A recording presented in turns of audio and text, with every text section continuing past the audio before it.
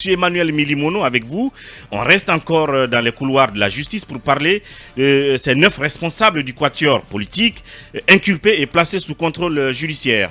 Oui, la décision est tombée hier dans la nuit. Donc, ces acteurs politiques, membres du quatuor, étaient devant la direction centrale des investigations judiciaires de la gendarmerie nationale pratiquement toute la journée, et c'était le deuxième rendez-vous. Ils ont été interrogés presque toute la journée, comme je le disais tantôt. Et c'est, selon leur avocat, maître Salif Oubeyavogui, aux environs de 17 heures qu'ils ont finalement été conduits au tribunal de première instance de Dixine, où ils ont été encore une fois interrogés par le procureur de ce tribunal. Ensuite, au bout de ces multiples interrogatoires, il leur a été notifié finalement une décision d'inculpation pour des faits notamment qui avaient été déjà cités depuis le départ, des faits d'attroupement interdit, des provocations, des coups et blessures volontaires, troubles à l'ordre public, entre autres. Et la décision leur a également été notifiée, en tout cas leur placement sous contrôle judiciaire leur a été également notifié, séance tenante. Donc leur avocat, semble-t-il, devrait pouvoir s'organiser dans la perspective d'un procès normalement. Et leur avocat, maître Amadou Diallo, est en ligne à l'instant. Maître Diallo, bonjour. Bonjour. Voilà, Talibé pour commencer. Oui, maître, que peut-on en tout cas retenir de ces 2 jours d'audition de ces acteurs politiques, qui sont 9 au total, lundi dernier et hier jeudi, au niveau de la direction centrale des investigations judiciaires, avant d'être donc amenés au tribunal de première instance de Dixine, où ils ont été inculpés et placés sous contrôle judiciaire? Bon, écoutez, nous, a priori, on est soulagé que nos clients ont pu rentrer chez eux, c'est-à-dire qu'ils n'aient pas été placés sous mandat de dépôt. Ça, c'est déjà une satisfaction personnelle partagée par tous ceux qui soutiennent, disons, tous ceux qui avaient une certaine inquiétude par rapport à cette affaire. Mais sur le plan strictement juridique, je peux vous dire que le dossier est vide. Il n'y avait absolument rien. Aucune preuve n'a été apportée pour établir les infractions qu'on leur reproche. Absolument rien. Que leur reproche-t-on concrètement? C'est quoi ces infractions, maître? Bon, écoutez, ils étaient tous accusés de destruction de biens privés, coups et blessures volontaires, participation délictueuse à un attroupement, outrage à un agent et complicité. Je suis convaincu que même des gens qui ne sont pas impliqués dans ce dossier savent très bien que c'est pas vrai. Qui a vu Diabati Doré, Mamadou Silla ou Selou Baldé porter des coups et blessures sur quelqu'un, ou bien détruire des biens, ou même participer à un attroupement, ou faire outrage à un agent? Personne. Il y a une partie... complicité. Je crois qu'il y a une partie où il est évoqué l'appel à une manifestation interdite. Est-ce qu'ils peuvent tomber sur le coup de cette infraction-là?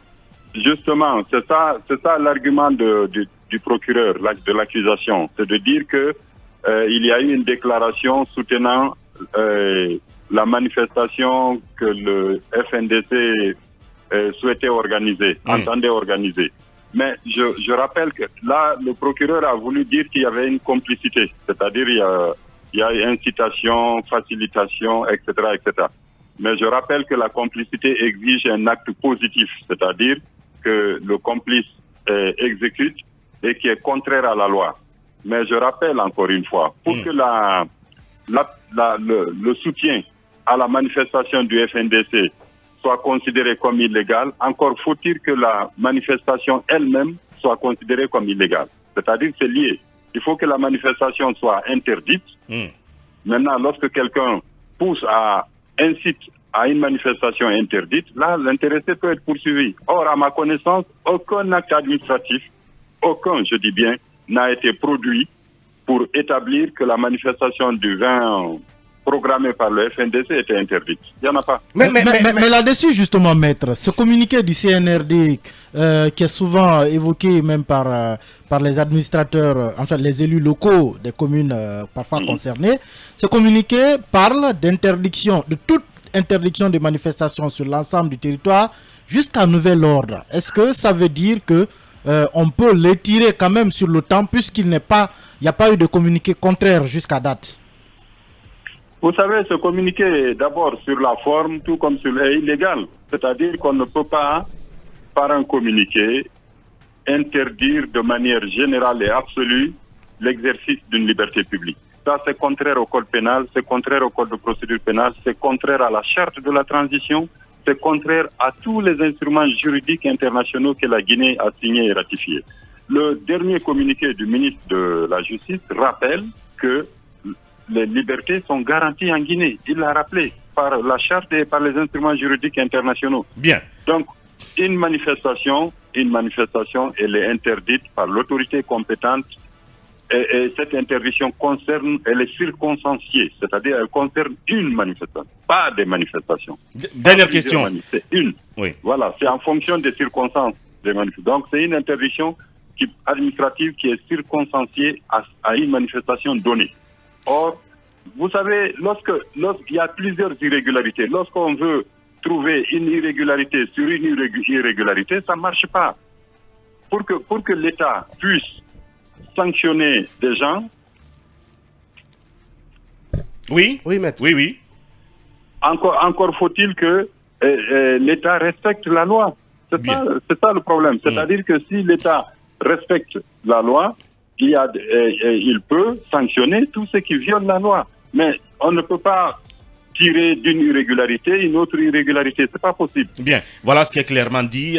Dernière question, Garay. Alors, maître, après des heures d'interrogatoire pour vos clients, ils ont finalement été placés, inculpés et placés sous contrôle judiciaire. Vous, en tant qu'avocat, vous avez à charge quand même de les défendre. J'aimerais bien savoir quels sont les moyens dont vous disposez pour justement les tirer d'affaire. Écoutez, je l'ai dit au départ, nous sommes soulagés de cette décision parce que le juge d'instruction a constaté qu'il n'y avait pas d'éléments probants pouvant l'amener à les placer sous mandat de dépôt. C'est-à-dire il a constaté qu'il n'y avait pas de preuves. Et donc, puisque c'est une information judiciaire qui est ouverte, l'information suit son cours. C'est-à-dire le juge va mener son instruction et au bout, il prendra une décision. Donc, nous n'avons pas l'intention de faire appel. Vous connaissez le contexte politique dans lequel nous vivons. Donc, c'est un soulagement pour les uns et les autres que ces messieurs innocents aient été, disons, placés sous contrôle judiciaire pour qu'ils puissent rentrer à la maison. Bien. Mais si on appliquait strictement la loi, ces gens-là n'avaient même pas à être convoqués. A fortiori, entendus ou placés sous contrôle judiciaire. Si on était dans un système normal. Puisque je rappelle que dans cette affaire, il y a plusieurs libertés en cause. Il y a le droit de manifester. Est-ce que ça a été respecté? Première interrogation. Est-ce qu'il n'y a pas eu entrave à la liberté de manifester? Deuxième question. Troisième question, il y a la liberté d'expression. Est-ce que le fait de soutenir une manifestation qui n'est pas interdite est une infraction? Etc. etc. Voilà les questions auxquelles il faut se poser. Bien. Peut-être toute dernière question. C'est quoi les contraintes auxquelles ce placement sous contrôle judiciaire soumet vos 9 clients? Bon, ça c'est défini, enfin ça a été rappelé aux clients là-bas. C'est des mesures qui restreignent un peu la liberté des gens qui sont placés sous contrôle judiciaire. Ils ont l'obligation, par exemple, de passer 1 ou 2 fois. Pour ceux-là, c'est 1 fois devant au niveau du tribunal au greffe pour montrer qu'ils sont bien là, signer, montrer qu'ils sont présents. Et on leur interdit également de quitter la zone de Conakry, la région de Conakry sans autorisation, etc. C'est des petites restrictions comme ça. Mais ils gardent toute leur liberté d'expression, en tout cas d'acteurs politiques. D'opinion et physique. Voilà, normalement, leurs droits civils et politiques Bien. sont préservés. Il n'y a que des petites restrictions qui sont apportées à cela. Voilà. En attendant la fin de la procédure. Merci beaucoup, maître. Malheureusement, nous sommes pris par le temps, c'est la pause. Merci de votre disponibilité. Et très rapidement, nous reviendrons tout à l'heure pour décrypter ça.